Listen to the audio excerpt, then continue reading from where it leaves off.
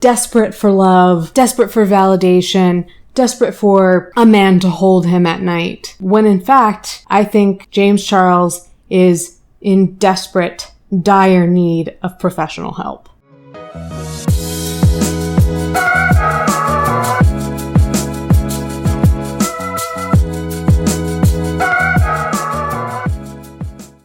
Hey there. Before I get into anything, I want to say thank you.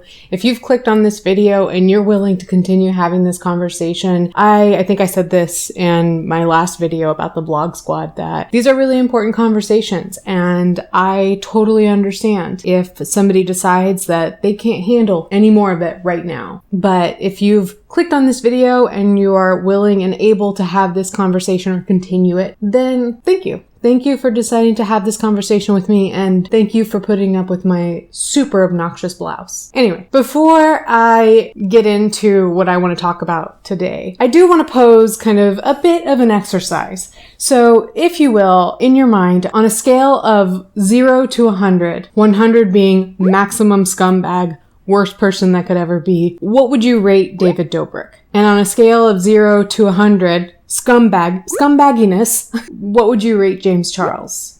I'm curious too, and perhaps you can leave this down in the comments. This is a conversation that I had for this week on Basically a Podcast. If you were there, thank you for showing up. Basically a Podcast is my weekly public live event that I'm trying out for now. But I'm curious too as to what you guys think should happen to these creators on the heels of these really bad behaviors coming to light, and in some cases, criminal behavior. I've heard lots of different things, that they should be deplatformed, or they should be behind bars, or they should get help, or they should just... I'm curious of what you think should happen to these creators in conjunction with their scumbag score. But the point of this video is really to take a look at these apologies from James Charles as well as David Dobrik, and to point out where I think both of these creators are missing a very, very integral part of this lesson that each of them is meant to learn. And I also think that there are some things that we as the audience are missing out on. And so, as is the nature of being a commentary channel, talking about topics that are being widely talked about already, if I'm going to bring something new to the conversation, it's probably going to involve opinions that I haven't seen a ton of. So please let me know what you think of what I have to say. There's a good chance you could disagree with at least something that I'm saying in this video. Let me know. As I usually say, just don't be a dick about it, but let's have a conversation down in the comments about what to do about these creators. My goodness. So as far as these apology videos go, I do find it interesting, the question of whether or not there is such a thing as a good apology. I would say, starting with David Dobrik's apology, when I say apology, I'm referring to that second apology, the better apology. Whether you buy it or not, most people agree that that was the better one. Not only did I platform Dom, but I platformed the subject of sex in a negative way, where I made jokes about it, and I reinforced that kind of behavior. And I'm so sorry, and I really let not only you down, but a lot of people down, a lot of people that watch me, and my friends and family for that. I made the decision to no longer film with Dom in 2019, and I'm not saying my content has been brilliant since then, but that's when I first started taking into account the power dynamic and what influence I had on people that I was filming with. But what I didn't do is I didn't go back to any of these women and apologize. I kind of moved on, and I learned from it, and I grew from it, but I didn't address the situation with these women. I'm not talking publicly, I'm saying even privately. I didn't reach out to any of these people, and that breaks my heart, knowing that I was doing all this stuff and I was making all this content while there was people that were still really hurt by what I made. I thought that apology was sounded about as sincere as one could be on the heels of losing all their sponsors. And that brings up something that I think is something for the audience to think about. This came up in Basically a Podcast this week, which was this question: can David or anybody be truly sorry if them being sorry is because they've lost sponsors? And my answer to that, my simple answer is yes. somebody can be truly sorry because they've lost sponsors. And my rationale for that is really looking at kind of an addiction model. I did not get sober and make my amends and start being a better person just because I'm just a good person who decided that I was done hurting people and it was just hurting other people that caused me to change my ways. I wasn't able to change until I experienced the consequences that challenged my way of living and thinking. So keeping in mind that people can change, people can be sorry, and those things usually happen after consequences, or at least in my opinion, they can happen after consequences. That said, there are some things about David's apology that ring a bit insincere to me, and I'll get to that in a second. David Dobrik said a lot of good things in that video. He seemed like in a rapid fire fashion to pick up on a lot of the messages that his critics have been trying to push to him for some time. Whether or not that's sincere, I'm not addressing. I'm just saying he said a lot of good things. He acknowledged the power imbalance between him and his friends or any subjects of his videos. He acknowledged the need to change the way that he produces these videos. And of course, he acknowledged Hannah, the SA victim, at the heart of all this matter. And if you don't know what I'm talking about when I say that, then you should watch my last few videos and then come back to this one. But recognizing Hannah and her story, validating her, and alluding to playing a part in that essay. And of course, if you didn't know, YouTube demonetized David Dobrik's channel shortly thereafter, or, as he was losing sponsors, which fundamentally doesn't really matter. I don't know that he had monetized videos from the start. All of his videos were 4 minutes and 20 seconds long. Almost all of them contained copyrighted music. Unlicensed music. Let's put it that way. And right as that happened, people noticed that David Dobrik's team, we'll just put it that way, started uploading all of his videos, or a lot of his videos, to Facebook. And that's such a bad look. Obviously, that looks a lot like a cash grab to most of us, to many of us. A cash grab that I don't think David Dobrik needed. He said that he was going to take a break, and I think that is exactly what he needed to do. But that break should not include moving videos to another platform where you can make money off of them. Being concerned with how to make money off of your content is kind of contradictory to questioning the content that you've been making and taking time to reflect on how you should be doing these things differently, right?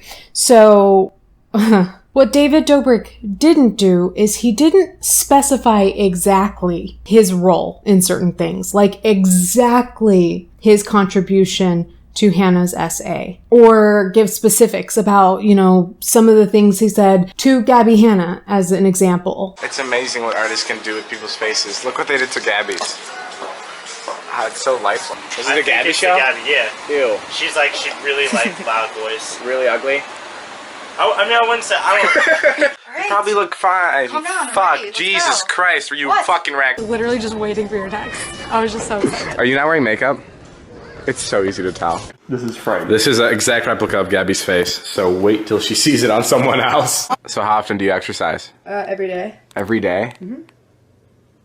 So I shouldn't even try, right? Just kind of how abusive and awful he has been towards his friends, or anything specific, really, he did not own up to. And I've talked about this in a video before. I don't remember which one it was, but it was one in which I discussed the elements of an effective apology, and one of those elements being very specific about what you're apologizing for. I tend to be a very, very forgiving person, particularly when somebody issues an apology. However, if that person is not going to recognize exactly what they did wrong, there's no way that I can have faith that it's not going to happen again. And so I take issue with these super vague apologies coming out of these creators, because you can sound sincere and you can say a lot of the right things, but if you're not saying the thing you did wrong, then that thing you did wrong, how are we supposed to believe that's not going to happen again? And I think with David, it was very apparent that he needs to reconfigure entirely how he produces his videos and how he treats the people that work for him and work with him. I want to amend that a little bit, because there's a certain way that he treats people that have a certain status at or above his level. The way he's behaved, let's say, towards Casey Neistat or Josh Peck, particularly in the beginning of their friendship. Is your kid going to be spoiled? Like, for a Sweet 16, is he going to get a car? A used car? Bullshit, you guys live in Brentwood. Maybe he'll get Dad's 3-year-old Bentley. And Uncle David bought that. Josh must have a lot of money. I mean, you were a big actor. You still are a big actor. You're huge on social media now. So why don't you buy yourself like a huge home and show off? Because I'm not a dummy like you. Like, that's why I like about yours. Because you can do it by yourself. I'm here in New York by myself, and I'm crying to my friends that they're not here to film with me. It doesn't make it better. I like your vlogs because you can do it by yourself. For having a YouTube channel, it's a vlog about yourself. You're one of the least narcissistic. On camera, in real life, you're a total narcissist. Okay. But on camera, it's more about your friends. My favorite quality about you is, let's see if we have any more questions. Mine is you're always working and you're always moving. Love work. When I would show my friends your vlogs, I would always be like, dude, this guy never stops. That is very different from how he speaks to Nick Antonian, or Jonah is what he goes by in the vlogs. Jonah, you know what you look like? The planet Saturn. You could compare your life to a board game. What board game would you be? Life. Or maybe Monopoly. Always in jail. I was thinking Hungry Hippo. Guys, I just realized we're right outside of Big 5, and I'm here with the Big 4. I love how you group me in with these guys.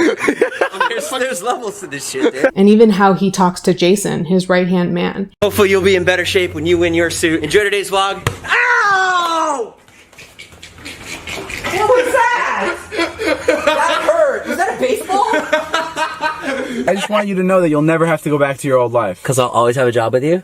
No, because your ex-wife hates you. You look thin. I know, I'm with you. Good one, man. Thank you.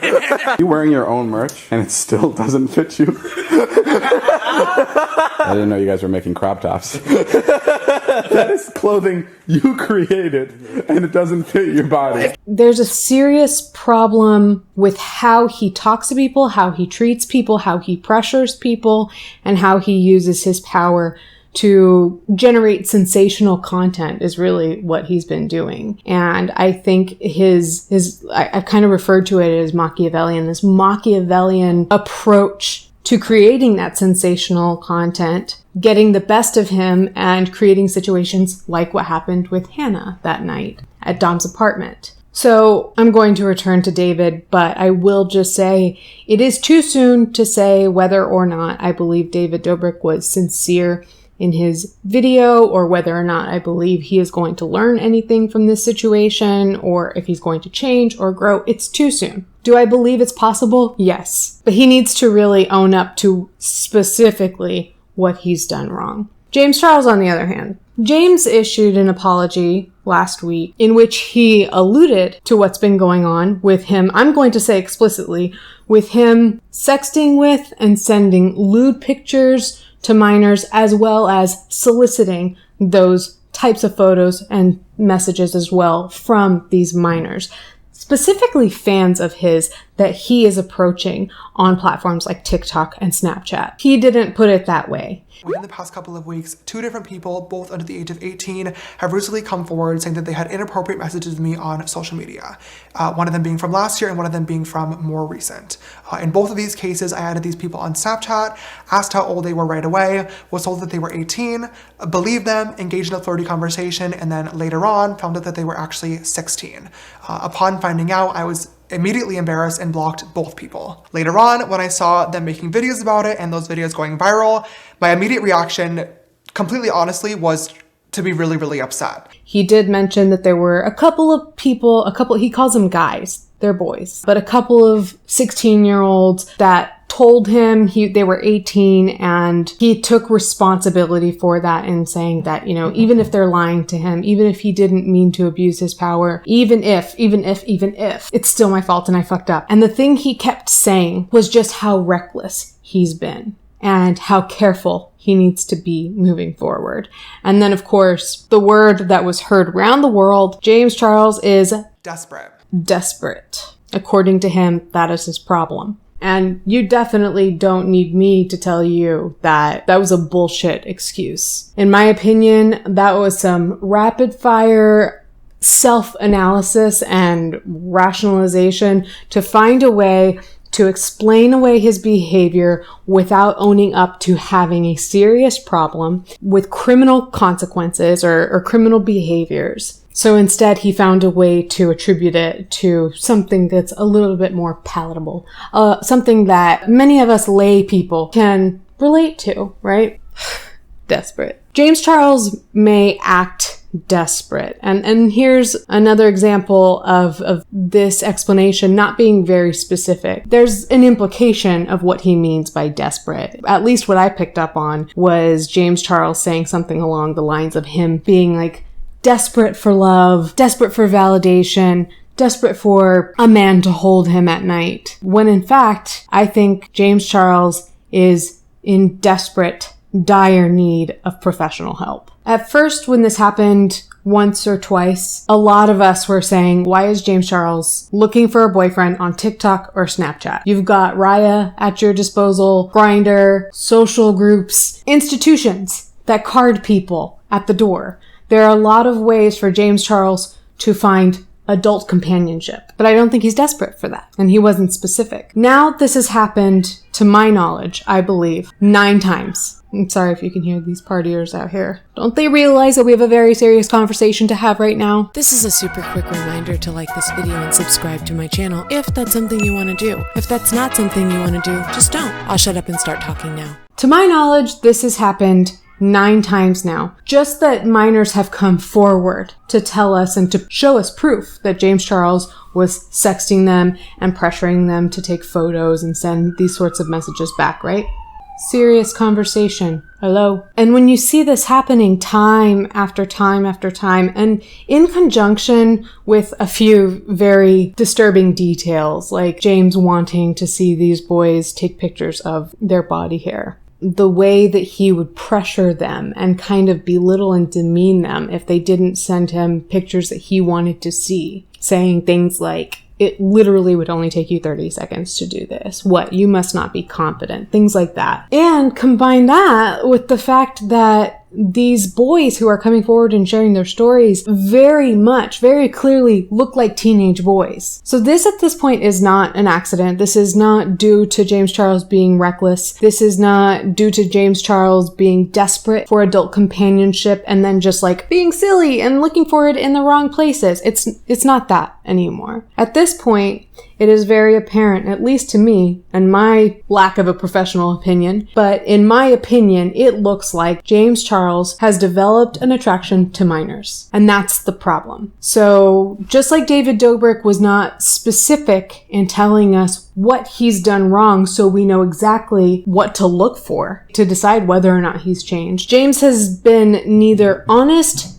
nor specific about what the problem here is, in my opinion. And so I hate that. I hate it so much, these words, reckless and careful and desperate. Particularly reckless, and I'm gonna be more careful. It doesn't set my mind at ease to know that James Charles is going to be careful around teenagers if I truly believe that he is attracted to those teenagers. Careful is not what I need him to be. I need him to truly be self-reflective and get some help. And the fact that this has happened so many times, it's embarrassing. It's embarrassing at this point. You get embarrassed for James Charles when you see these photos and these messages that he's sending to these boys, and it's like rinse and repeat, the same messages, the same types of photos over and over again. It looks almost like compulsive and addictive behavior.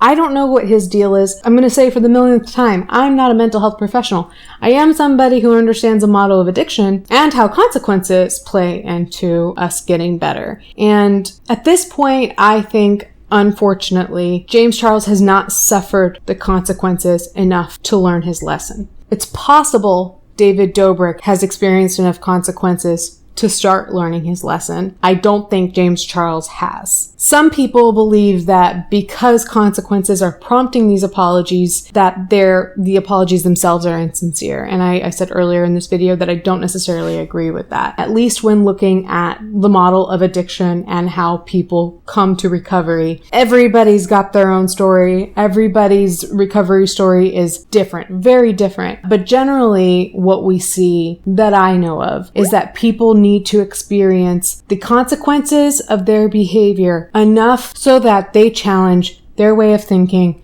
their way of living, and decide to do something different, decide to seek help outside of them. So James Charles sitting back and analyzing his own behavior and coming to a conclusion of desperation, he is still treating himself as his own God. Insert time. So for what it's worth, in AA, God, or quote unquote your higher power, is not necessarily a deity, but rather someone or something that is greater than oneself. For example, it could be the groups of people in the AA rooms working together to get and stay sober. Sometimes this is playfully referred to as God or group of drunks, G-O-D. Another example could be one's family or 12-step as a program. Just recognizing that there is something outside of yourself that is greater than you and therefore can help you. And if you haven't reached that point, you don't see anything greater than yourself and you don't see yourself as somebody who can be helped. He is not looking outside himself to get help to understand this problem or to fix it. So let's just throw that out there. If we're looking at this through the lens of addiction, which is, what I know from a lived experience perspective. To my knowledge, James Charles hasn't lost monetization. He hasn't lost sponsors. He has not experienced any criminal repercussions. So on what basis should we believe that anything is going to change? Because he said it? Because he said he's going to change, but he didn't tell us exactly what the problem was? Yeah, he said that things were going to change. He said he was going to be careful.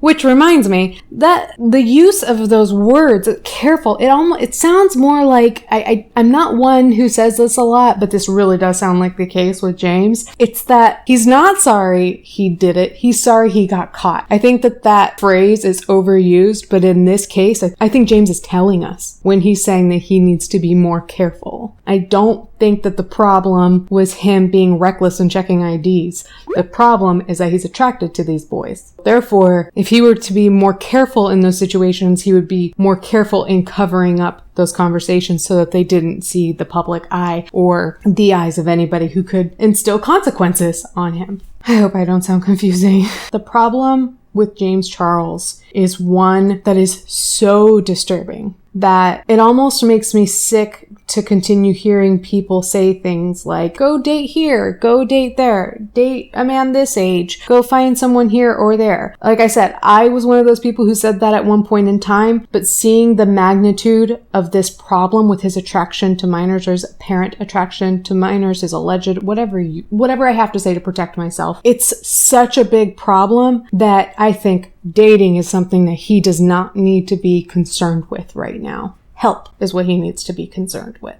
Oh, I'm checking the IDs of all the guys that I talk to now. Why are you talking to guys? At a time like this? Is this the foot you want to put forward into your dating life? Hi, my name is James. May I see your ID? I'm caught up in a scandal because I can't help but seek out teenage boys to date. And so know that I'm dealing with that and perhaps we can fall in love. Like, get some help. Get some help, James. Get some damn help. There is professional help for people that find themselves attracted to minors but don't want to act on those attractions. There is help for that. This is a topic that Amber and I covered a lot on the Girl Man's podcast, and we learned that there is a community of these people who are attracted to minors who think that there's nothing wrong with having that attraction and they act on it. Not a fan of that community, but there are also members, I don't want to say of that community, but there are members who identify with this attraction and recognize that there's something wrong with that, and hence they get help. And I am not going to buy any apology from James Charles if it doesn't recognize that problem that he needs help for. If he were to come out with another video at a normal volume, guys know, about 2 years ago now, saying, hey guys, I recognize that I have a problem. I have been seeking out teenage boys. I have been attracted to teenage boys, and I'm getting help for that. I'm going to be going away for a while, and I'm going to be seeking treatment and attending meetings. That would be a very difficult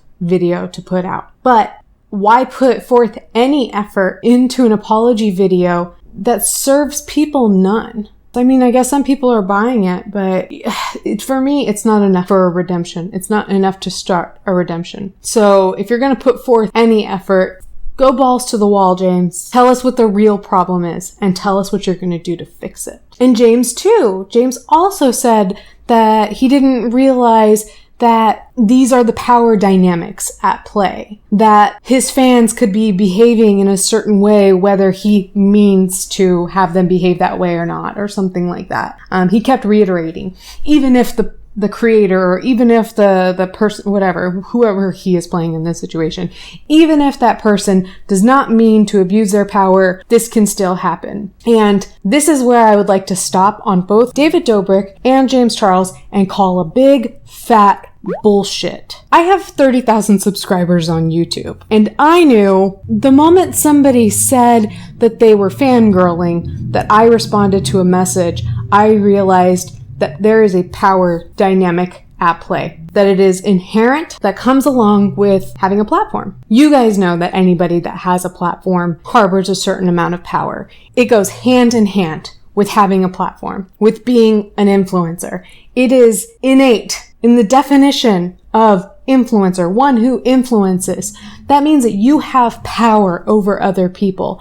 I'm not buying that this is news to David Dobrik or James Charles. And both of these two men have actually displayed behavior that, in my opinion, looks like they've enjoyed that power imbalance. The way David Dobrik talked down to his friends, like I just said, the way he talked down to Jonah and to Jason and to Gabby, but not to Josh Peck, not to Casey Neistat. David acts like a bully to those that he perceives as lesser than him. And as much as the Vlog Squad kind of clamors over themselves to offer their gratitude to David for giving them their platform, there is no way a person in that position can just not be aware of the power they hold. David Dobrik has been aware of that for quite some time. That's not even alleged. David Dobrik has been aware of this for quite some time. And James Charles, again, going back to how he was speaking to those boys in those text messages,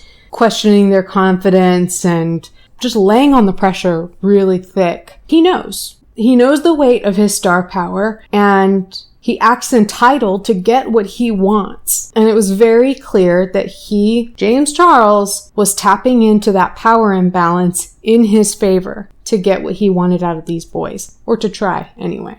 So I need David Dobrik and James Charles to kind of maybe go back to the drawing board and inform themselves better on what exactly they've done wrong that they need to rectify, or else these problems are just going to perpetuate. Particularly with James, I am very, very, very concerned because the lack of self-awareness masked as self-awareness is so concerning, and it's almost promising us that this is going to continue to happen, no matter how careful James Charles is. That said, there is a chance for both of these people. If David Dobrik were to look back on why he lost his sponsors and what was fundamentally wrong with the way he was producing his videos and the way that he was managing his platform, if he can truly, truly inform himself on those things and why they were wrong and look at the consequences of his actions, then yes, I can see him growing from this and becoming a better producer and one that manages his platform with responsibility and ethics. That can happen for David Dobrik if he will dig a little bit deeper into what's wrong. James Charles, if he can bring himself to recognize what the real problem is here and go get that help that I think he so desperately needs, then yeah, there's a chance. There is a chance that he could rehabilitate himself and his image. However, now I want to call attention to our role in this as the audience. Going back to those scores, the scumbag scores. I'm curious as to how many people, when I said rate David Dobrik on a scale of 1 to 100, how much is he a scumbag? I wonder how many people said 100. And when I said, what about James Charles? 100. Well, what about Ted Bundy? 100, right? Hitler. 100, right? If that's the maximum, 100. And that's a problem, in my opinion, on our part. One that we need to think a little bit more about is how polarized we are being in our opinions. This idea that people are either all good or all bad. They're either 0 or 100 all the time. All the time you're either 0 or 100. I've seen some people question whether or not you have to side with Shane Dawson now if you do believe that James Charles deserves a slice of humble pie. It's like, no. Shane Dawson can be a level 72 scumbag, but still be right about James Charles. The other thing too that kind of comes along with this polarization, this idea that people are all good or all bad, is that I don't know if the audience is being realistic in what they expect from these creators. And if we can't put realistic expectations on them in terms of what they can do to better the situation, then why do it? If we won't accept their apologies, why apologize? If we don't believe that they can change, then why try to change? I do think that we need to give a little bit more slack, kind of just put people in the gray a little bit more and believe that people can change one way or the other. And so that goes both ways. That's also to say that your favorite creators may not be as great as you think they are, and they certainly are not as infallible as some people think they are. People can fall, people can also grow, but we have to believe that it's possible in order to even give them some sort of reason to look inside and even try. I don't think it is our fault that these men have committed these crimes and these behaviors, but I wonder if they would be more likely to be honest in their self-reflection if we gave them an honest chance at getting better. I don't know. At the same time, if you believe that these guys should just both be locked up and we throw away the key, that's fine. That's fine if that's your opinion. This is just mine. I believe that in general, we are a little too polarized as an audience. And in the cases of these two creators, I believe that they are not being specific enough about talking about what they've done wrong. And I think that they are being dishonest with us and themselves about what they know about their power and how they've used it. And with these things kind of out of place or broken or corrupted, I don't know that I have a ton of faith that these guys can really truly atone for what they've done wrong and grow and get better. I believe it's possible, but I think that they have a few steps to take in order to get there, and we have a few steps to take in order to give them the space to do that and to change the conversation so that the message gets out about what they need to do. Whether or not that's our responsibility, I don't know. You tell me. You tell me what you think. I don't know. I don't know if that's our responsibility. I know that that is a responsibility I take on as a commentary channel. If I'm going to criticize creators, then I need to be thoughtful about how I'm criticizing them and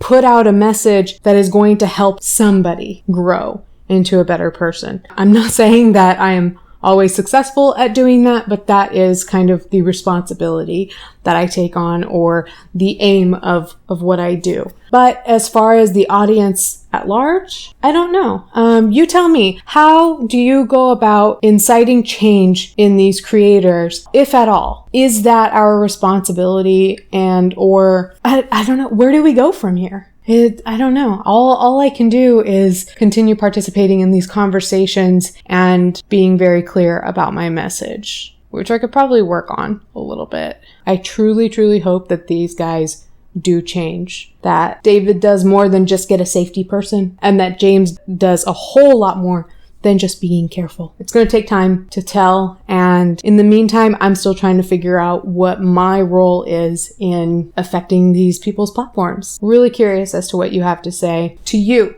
the one person who's still watching, who's not me, who put up with my obnoxious blouse. Thank you so much. I love you, dude. Thank you for watching to this point. Thanks for the likes if you gave me any of those. Thanks for hitting the subscribe button if you did that over the course of this video or are doing so now. I really do appreciate the support that you guys give me. It really does make me feel really good. I am curious as to what your opinions are, and I am totally fine with you telling me that you disagree with anything that I said. Like I always say, just don't be a dick about it. But tell me what you think in the comments. What do you agree with? What do you not agree with? Help me figure this out, because I still haven't figured this one out and I don't like not having something figured out. Yeah, that's where I am with this. I'm just kind of bothered. James Charles, stop. Get some help. To the rest of you, I love you. I'll talk to you next time.